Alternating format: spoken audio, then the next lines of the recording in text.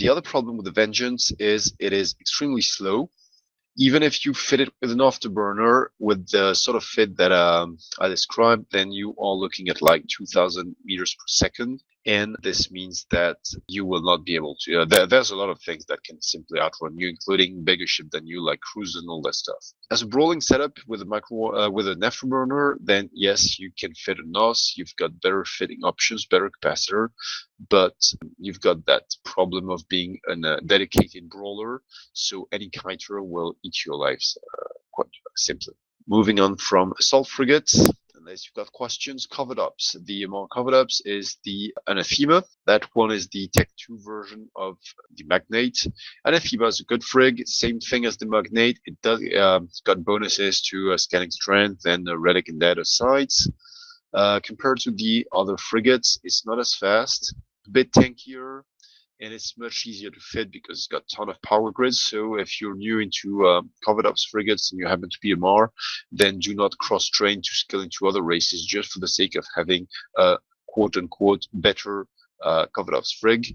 The Anathema will get the job done. As a solo explorer, the fact that it didn't quite have the mid slots of the other races was a bit of a drawback, but now with mobile depots, you can fit as many scanning enhancing modules as you wish and refit to data or relic analyzers as you wish if that's your thing. So essentially, it's covered ups, and they're all good. They're all about the same. Purifier. Purifier is the Amarr stealth bomber. Again, compared to other stealth bombers, it's got a bonus to EM damage. It's easier to fit. It's got good damage. It's not as fast as the others. It's reasonably tanky. Not really much to say about this guy from my experience. Just a stealth bomber. It gets the job done. You've got stealth bomber specialists, of which I'm not, I'm afraid, who will be telling you the finer points of why they want this particular bomber other than that one. Usually what I do is I grab the one that is closest to my pass, or I grab the one that is bonus for the type of damage that I want to be applying depending on the target. Next, electronic attack frigates. Do you remember the Crucifier? Tech 2 is the Sentinel. So electronic attack frigates have this. They have two electronic warfare bonuses. In the case of the Sentinel, this guy has the bonus to tracking disruptor effectiveness of the Crucifier. It loses the range bonus. You cannot be at crazy range like 100 plus kilometers with good skills. On the other hand, it's got a bonus to energy vampire and neutralizer transfer amounts. So it's got a bonus to range. So you've got excellent range on these due to your electronic attack ship bonuses per skill level. And you've got a 20% bonus to neutralizing modules per level of Amarr frigate, which means that given that you need to be at Amarr frigate 5 to unlock this, your small energy vampires and neutralizers are simply twice more powerful. That's a very scary ship in a small frigate gang. If you want to go solo in a Sentinel, you will be eaten alive by missile boats and some drone boats. On the other hand, practically anything else will find itself completely neuted out, unable to move out. The Sentinel will be sitting at, say, 20-25, and the other guy will not be able to macro warp drive away because no cap, and the Sentinel's drones will whittle it down mercilessly, except it's going to take a while because it does not have a lot of DPS. Very scary ship in small frigate gang. If you're flying a solo Sentinel, everybody will know who you are. Nobody will engage you unless they have the ship that can counter it like a worm. Interceptors. Interceptors exist in two flavors. You've got the Fleet Interceptor, which is the Malediction. Fleet Interceptors for all 4 races have a bonus to Warp Scrambler and Warp Disruptor range. So you can tackle from farther away. 25% farther if you've got Interceptor trained to 5. You also have reduction in micro drive signature radius penalty. You may remember that the assault frigates have a straight 50%. Here you're talking about 15% per level. So that means 60% at level 4 and 75% at level 5. You've got 80% reduction of capacitor cost to your point, and it has got a bubble immunity like all interceptors. So this one's the fleet interceptors, not very strong. It does have 4% bonus to all armor resistances. Usually we'll fit it with a small armor repairer to tank the drones, but it does not have a lot of tank. It definitely does not have a lot of capacitor. So if you're running your micro drive pretty much non-stop, which you should be doing in an interceptor anyway, and running that and running your point and your small armor repairer, your capacitor is not going to stand that for very long. So capacitors usually going to be an issue. It's a very fast interceptor, very agile, good tank. Because it's armor tank, so it's got very low signature. That's one of the best interceptors out there at the moment. You'll see a lot of maledictions and stilettos. The Galente Eris is faster, but it's not very agile. It has good DPS, but no tank, so it's not useful for its function. And because this is not about a race, it's about being fast, but also being able to maneuver and turn. And the Eris is fast, but not maneuverable. Stiletto's a bit faster, just as maneuverable. Stiletto can be fit with better tank with a medium shield extender, but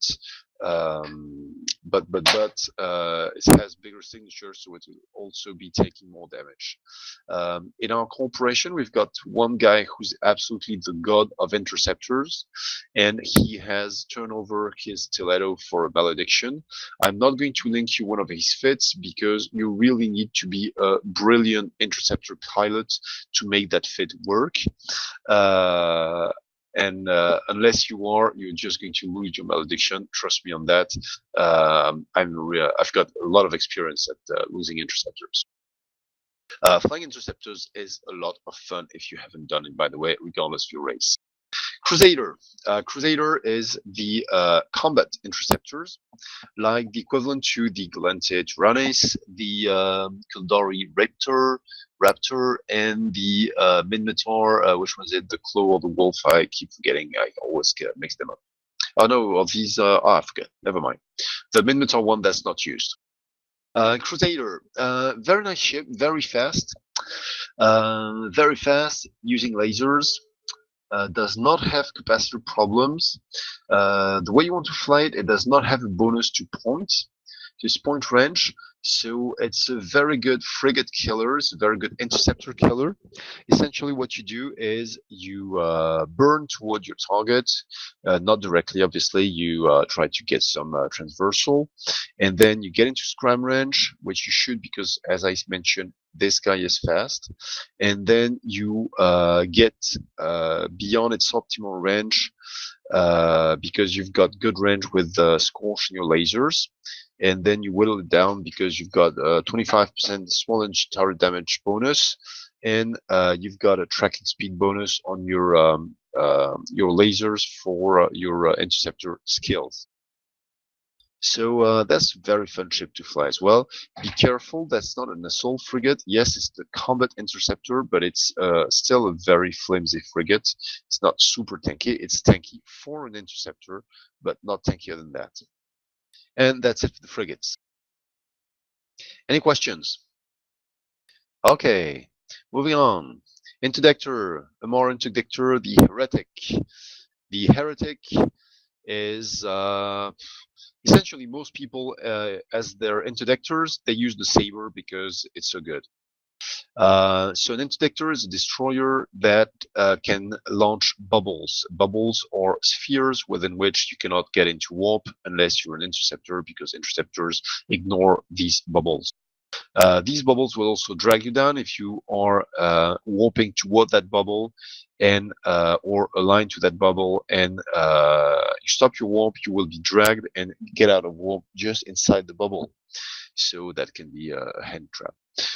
It's a good interdictor. so it does bubbles like everybody else. It's a missile ship. It's got bonus to missile ship rate of fire, light missiles and rockets rate of fire and velocity, which means range. It's good frigate killer.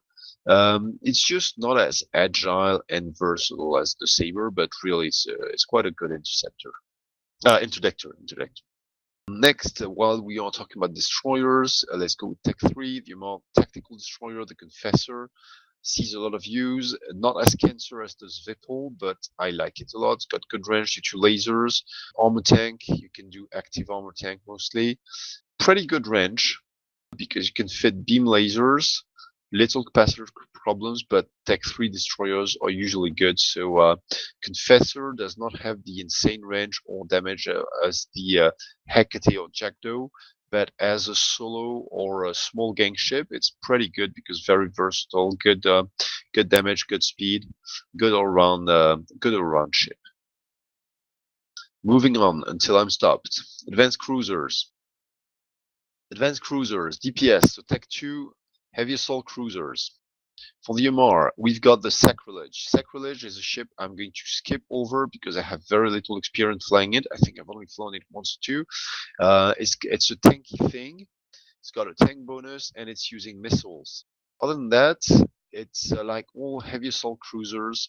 It's got a % reduction in micro drive signature radius penalty, meaning you can micro drive around and not have as much of a signature bloom as other ships. I vaguely remember that it's a bit nimbler than it looks, but that's about all I can remember. Zealot. The Zealot is the Tech 2 Omen, and it's a quite good ship. I like that ship a lot. It's got a good tank, and it's got pretty good firepower. You saw a guy do PvE Mystic X with this boat. What boat? The Zealot? Or the Sacrilege. The Sacrilege. Wow. The question is, why would they use this boat instead of, standard Kaldorei missile boats? Well, if they don't have the Kaldorei skills, maybe. I have no idea. I'd use a Gila. I have no idea. It's got okay. Good tank. It's yeah, I'm going super fast, but these Tech 2 ships have got Tech 2 resistances. So if you compare Sacrilege with a Mauler, for example, its base resistances you got in attributes. Look at its armor resistances. The weakest resistance is 35% for thermal, and best is 80% explosive. So it's got pretty good resistances. And in shield, it's got the EM hole like all shield should have, but it also has other than that, it's got very good kinetic and explosive shield resistances. So that if you use these good Tech 2 resistances plus the 20%, if you have Hack 5, you're adding 20% on top of that, and then you've got your own tank from your low slots. You've got a very, very strong ship that is reasonably nimble, but frankly doesn't have great damage bonus compared to other missile ships. I have no idea why he would use this one. I mean, why not? It's a good ship, I hear. Never used it myself much, but it's not anything special, as far as I can tell. Could be wrong. Next, Zealot. Like this shit very much. Zealot has the problem it has. It does not have insane range because lasers. On the other hand, projecting damage to depending on whether you're fit with a pulse or beam lasers, but let's say to 30 kilometers, you're projecting a fair amount of damage. Not a super great solo boat, actually not a good solo boat at all, because you're not going to be able to fit an active tank. It's not super fast, but a fleet of Zealots, you're looking at very good, very decent DPS, excellent damage projection, and quite decent tanks. So a fleet of Zealots with a dedicated Logi wing is going to be a very strong composition.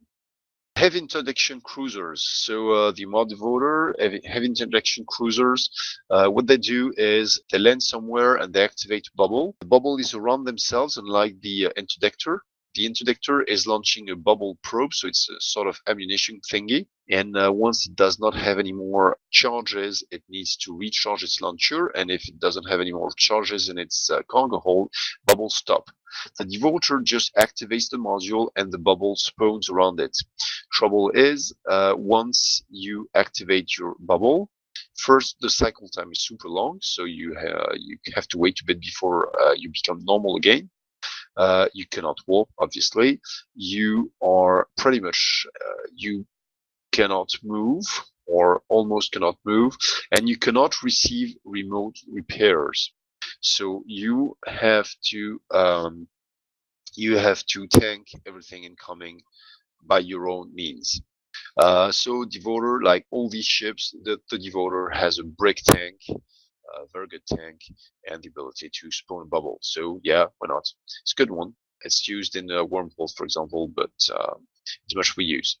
Okay, Logi, Guardian. Guardian, excellent, best armor Logi ever. Not necessarily best, the nearest, the Tech 2 Galente Logi is a very, very good ship, reps a little more than the Guardian. We discussed their differences with their Tech 1 versions. I'm not getting into there again. Compared to the Augurer, the Guardian is much tankier, and it also repairs better. So a wing of Guardians is going to be a very, very strong force. It's going to be pretty much unbreakable unless you have a ton of DPS and or newts to kill them with.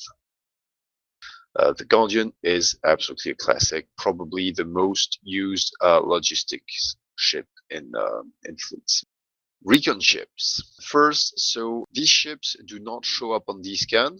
Well, the curse. Let's go. Get a bit too fast. First, the curse, which is the combat one. The curse does not show up on D-scan. It's got a bonus to neutralizers, both to range and to transfer amount. What this means is, assuming you've got Recon 5, your curse will neutralize at twice the range, at 3 times the range, and will neut twice as much as if it were a regular cruiser. It's a neuting ships, therefore it's also got a bonus tracking disruptors and drone damage.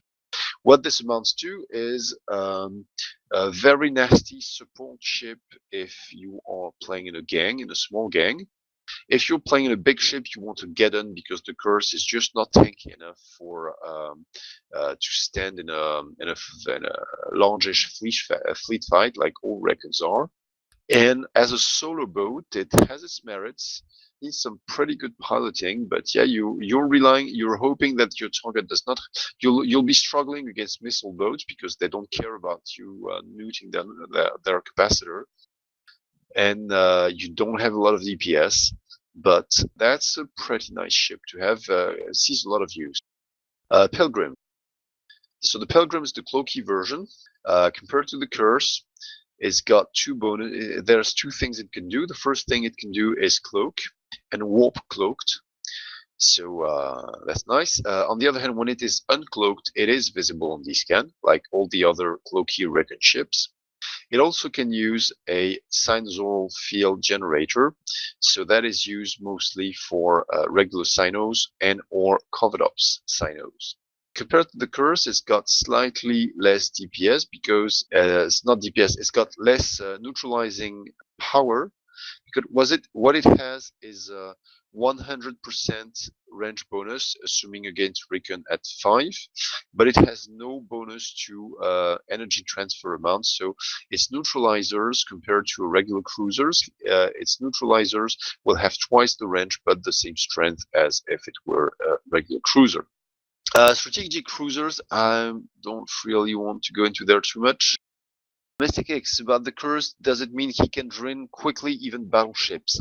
It can drain battleships quickly, depends on the battleship really. It's also a good option for, but yes, it will eventually drain down a battleship. It will, so most curse fits involve medium neutralizers, but with the bonus, with the range and the intensity bonus, one fun fit for a curse is, and I believe I have one saved, here, this guy has one heavy neutralizer, just the one, because it cannot fit more than one.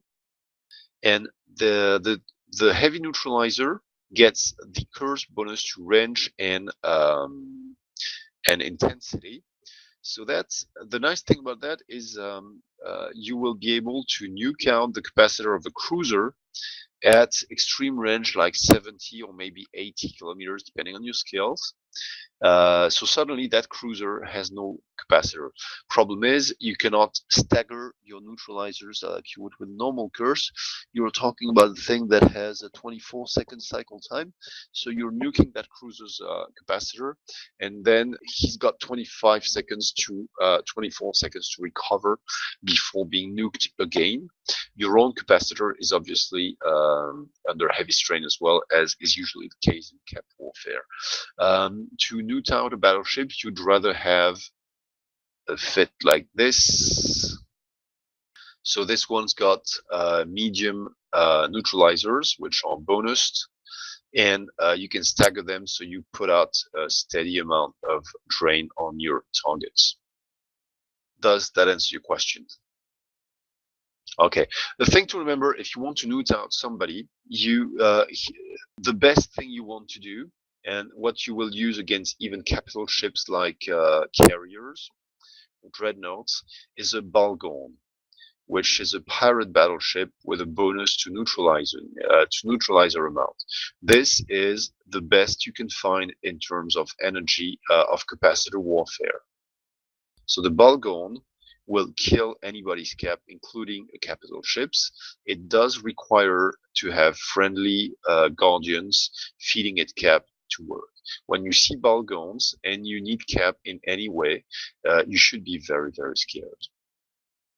Second best is going to be the Geddon. The Geddon, because it can field a full rack of heavy nukes, so nothing beats the intensity of a rack of heavy nukes, even the curse's bonus, because it's a bonus that only applies to the curse cannot fit as many nukes as the Geddon. So even with its bonus, you're only talking about full rack, well, a smaller rack of cruiser-sized neutralizers.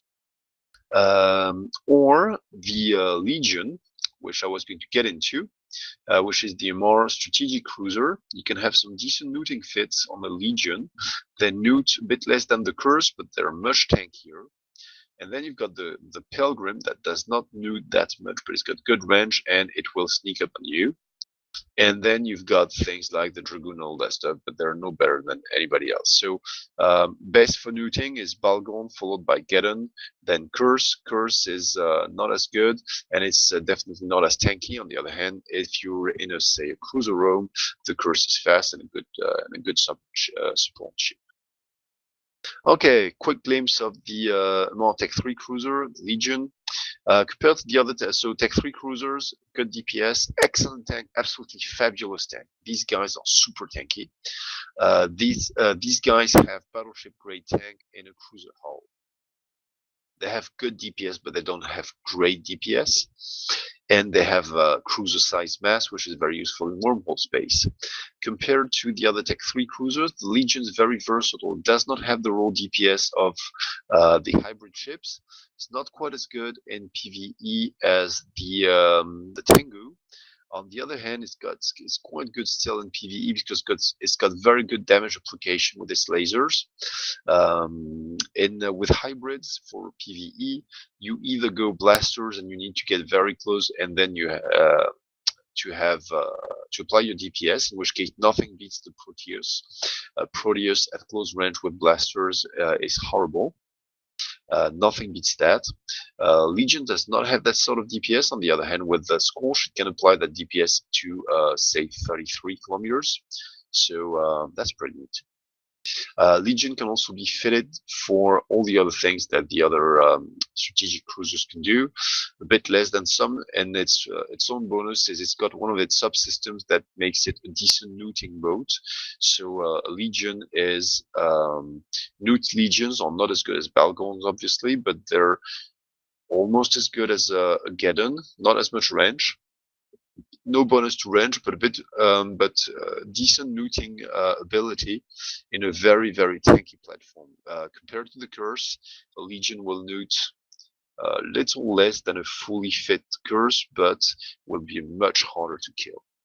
Faction cruisers, yes, faction cruisers, absolutely. Navy. So remember what I said? Yeah. So there's two of them. Sorry. Augur Navy. Remember the Augur was a Tech 1 Logi ship. Augur Navy is not a Logi. Same with the Executor Navy and the Osprey Navy and the Scythe Fleet issue. Augur Navy has a bonus to medium energy turret damage, so it deals decent damage, and it's got a bonus to ship armor hit points. That's an extremely tanky ship. It deals decent damage, not super great damage despite its bonus, but it's a very tanky ship. It's a good doctrine for people who do not have the skill points to be fielding the strategic cruisers, I'd say. But other than that, that's about all that could be said about them. It's not a very agile ship. You don't see that many Augur navies flying around. When you do see them, they're super tanky, so everybody avoids them because they are going to be taking ages to kill. Oman Navy. Oh, Oman Navy, that one is a fun ship. That's another exception to do not solo in Amarr ships. This is a great skirmish ship. It's extremely fast. It's got a great bonus to range. So with the right fit, let's see if it's got a fit. With the right fit, you're looking at, okay, for example, with this fit, you're looking at 47 kilometers optimal range with Scorch. Then that thing has a damage bonus and optimal range bonus. It's extremely fast. It's insanely fast. With your micro warp drive overheated, you are pushing 3,000 meters per second. So you can outrun practically any cruiser, and you will kill. You're a very good frigate killer. So frigates burning towards you, unless they nuke you, in which case you're in trouble. But frigates burning towards you are going to finding difficult. They're going to have to either break up the fight or be killed. So that one is a very, very fun solo ship. Or if you're flying alongside, for example, an Oracle, your job will be to kill off anything that would be getting under the Oracle's guns. Excellent ship. And that's it for the cruisers. Battle cruisers. Harbinger Navy issue. Never flown it. It's a bit better than the Harbinger, the way I heard it. I hear it. Some people fly it, and with the next patch, it's supposed to become quite good. Never tried it, so I'm not going to talk about it. Command ships. More command ships. You've got, like all command ships, you've got one that the Absolution has the bonus to tank, and that one can apply DPS. It's very tanky, you can link on it, and you can fight on it. Unlike the Sleipnir, the Minotaur one, or the to a lesser extent the Kaldorei Vulture, you do not see the Absolution used much as a solo DPS ship, the reason being the bad tracking of Amarr lasers. Damnation is the less tanky, more intellectual ship, you'd say. This is a missile ship, and so this one's got a bonus to links like the Absolution. So you use it for what's it called, armor warfare links, and when you're doing armor doctrines, it's a good ship to have boost from, unless the best ship for that at the moment would be the Legion with the appropriate fit, but this is a tankier than a Link Legion. Moving on, because I don't know much about these guys. Damnations were used because, yes, missiles have better damage application than lasers against fast-moving targets. And there might be better reasons, but I don't know about them, to be absolutely honest. Battleships. Faction battleship. Apocalypse Navy issue. That one's a great ship. Excellent range. It's better than the Apocalypse. Very good damage, good range, good tank. Super expensive, but if you like the snipey battleship version of the Apocalypse, this is the thing that can fight a nullsec fleet like what used to be the Eshton fleet, for example, toe to toe, because it's got good range, good punch, good tank. That's about all I could say about it. Geddon Navy. I have no idea what's the attraction of this ship. I understand it's pretty strong. It's got good resistances. I've seen it used in incursions, and that's about it. And I've never flown it myself, so I'll stay out of it. Advanced battleships. Amarr Redeemer. Redeemer is a Black Ops battleship. So Black Ops means you open a Signal field generator with somebody who's got a covered Signal or whatever. And usually when you open a Signal field, everybody in the system can see it, and everybody in your fleet can jump to that beacon. So you do not have, you can bypass gates, assuming you're in range. But the downside is that everybody in the system where you light up a Sino suddenly sees the Sino on their overview, and they can warp to it directly, with usually bad consequences on the person lighting up the Sino. Black Ops Sinos, covered up Sinos they're called, are not visible to everybody. They're only visible to the people on grid. So what a Redeemer will do, it will have a ship that will light up Sino, and then the Redeemer will bridge other COVOPS capable ships that would be stealth bombers, the cloaky recon ships, or generally speaking, any ship that can warp cloaked. These guys will move to target, and usually if there's usually that sort of Sino is lit when there's somebody, they will kill the somebody. Compared to other Black Ops battleships, so other than that, the Black Ops battleships are not more powerful than a Tech 1 battleship, because they're a Tech 1 battleship that can jump, so they're a bit less powerful. The Redeemer, compared to the others, it's very sluggish. It can newt fairly effectively, not as well as the Galenti one, because it needs its stars for lasers, and it's got a very good tank, so a very good hold for fuel, so it can bridge a lot of ships. Marauders. The Amarr Marauder is the Paladin.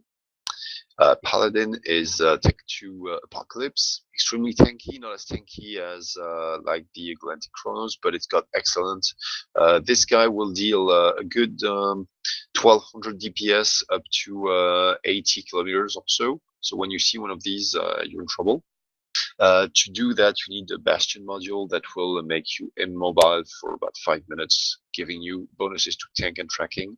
On the other hand, you cannot move for 5 minutes. So they're mostly used in PvE, not that much in PvP, but if you find one in PvP, like you're roaming Nullsec and some guy lands on grid with his Paladin because you only have cruisers, then you've got a little bit of trouble, because you probably cannot break its tank, and it's got excellent damage application. It's not the tankiest of the Marauders. Finally, getting super late. Finally, super quick look at the capital ships. Not going to talk about the Titan and the Aeon because I don't know them. But the Amarr Dreadnought is the Revelation. At the moment, it's completely crap, so don't use it. Essentially, the problem it has is it needs capacitor for its guns and that's it. So it's very new, and for its armor resistances, so it's very vulnerable to neuting. It's got reasonable range, but not great range compared to other dreadnoughts, and it's got bad tracking and not great DPS. So compared to other dreadnoughts, don't take the rev. It's the worst of all 4 dreadnoughts at the moment. The Amarr carrier is the Archon. The Archon is the tankiest armor carrier at the moment. The armor and the Archon and the Kaldorei Chimera are the 2 tankiest carriers, but the Kaldorei is shield and Archon's armor. So this guy is really good to patch up an armor tank fleet, like in Wormholes, or even elsewhere. For it's extremely strong, and it's not being shield is not as vulnerable to, for example, bombing. So the Archon is extremely popular at the moment. And unless you've got questions, and I finally managed to put you all you guys to sleep, let me know if there's something I overlooked, but this probably concludes the overview of all Amarr ships. All right, thank you, man. It was really informative, even though I never said anything. Yeah, sorry, it was a bit of an information dump, but I don't know. Yeah, thanks for the lecture. I was thinking about, I noticed the pirate ships, they have a combination of 2 factions Yep, bonuses to them. So can you like briefly maybe mention the more prominent ones using Amarr bonuses? Yeah, sure. Let me know if I forget any of them. As far as I can remember, there's two that use more bonuses. The first are which one? The Blood Raiders, I believe. The one that have a loot bonus, like the Balgon for the battleship. The cruiser is called the I forget. Thank you, the Ashimu, and the Cruor for the frigate. The frigate, the Cruor, I've never flown. I've seen some very effective fits flown in faction warfare, but I don't know them well. Apart that, I know I should really stay away from them. What these guys have, their bonuses are, if you click on any one of them, they all have the same one. They've got a bonus to webs, so they web you from farther away, and they've got a bonus to the amount of energy that they nude out of you. So in the case of the Balgon, this guy has got bonused heavy neutralizers, which is why it's the prince of energy neutralizing. It also has the thing that energy vampires, normally these things drain the target's capacitor, assuming the target has more capacitor than you. In their case, the neutralizers, the NOS, will drain capacitor even and feed you cap, even if your target does not have them. So these guys, Krur, Ashimu, they don't deal out that much DPS. They're not super great webbing ships. I mean, they do have a bonus, but if you really want webs, you want the Min-Metal Tech 2 ships like the Hugin or the Hyena for frigates, or even a Rapier. But they're good for the neuting. Mostly the Balgon is the one that sees the most use as far as I can tell. Next, you have the Sencha. Revenant is like sort of one-off ship. All I know about them is they're super expensive, and when one of them gets killed, they're in the news. So don't expect me to comment the Revenants. The Sentinel ships are interesting. What they do, their own bonus is they have a tracking bonus for their lasers, and their like superpower is that they've got a bonus to afterburner velocity bonus. What this means is at level 5 again, your afterburner is twice as effective as it should be, meaning you have almost micro warp drive speed from your afterburner. What this means in practice is you can sort of kite and you don't mind being scrambled. Because normally the problem you have with all those ships that are fitted with micro warp drives is as soon as somebody scrambles you, you're in deep trouble because you can't control range anymore. Your prop mod shuts down, and now the enemy is creeping towards you, and usually you don't combat. Phantasm, you get scrambled, who cares? Because your prop mod is your afterburner. Downside is you are a bit light on capacitor. These are all shield tank ships. They have decent damage. They can be quite fun. Nightmare is mostly a PvE ship. It's extremely popular with incursion runners and people doing sites in places where more damage is effective. Phantasm and Succubus do see some use in PvP, mostly in solo or super small gang rogues, because they just don't have the super great DPS of other ships, and their bonuses like tracking and the ability to get out of scram range are useless if you're in a big fleet. Like if you're in a big fleet, you're like with I don't know 60 people, 100 people. One of you is scram anyway. You've got the entire fleet landing there, and somebody's gonna die. So essentially, you're looking at breaking the people scrambling you from raw power. The Sister of Eve ships. Yeah, well, they've got bonuses. They've got armor bonuses. They've got a bonus to drone hit point damage and damage, just the same bonus as the more ones, like 10% per level. And they've got bonuses to lasers, as well as being able to cloak. Usually, you may want to use lasers and drones for high DPS. The rest of the time, you'll want to use neutralizers and just rely on your drones for DPS if you want to go for a gank. Essentially, they're expensive ships. The Astero is a sort of a Covops that can fight and that you don't need to skill up as much. Is better than a Covops unless you've got Covops 4 or more. The Stradius is a very good ganking ship. It's sort of an alternative to a Tech 3. It's a bit more expensive, but you don't lose skill points when you lose it, which is the problem with the strategic cruisers. The Nextor is a super expensive ship that is worthless as a combat ship, but is used, for example, in wormhole fights by certain entities that use it to refit. So it's sort of a cheap carrier. It uses its fleet hangar bay for other ships to refit from. And without having the mass of a carrier, the problem in wormholes is you can't fly as many carriers as you want. You're going to collapse the wormhole simply.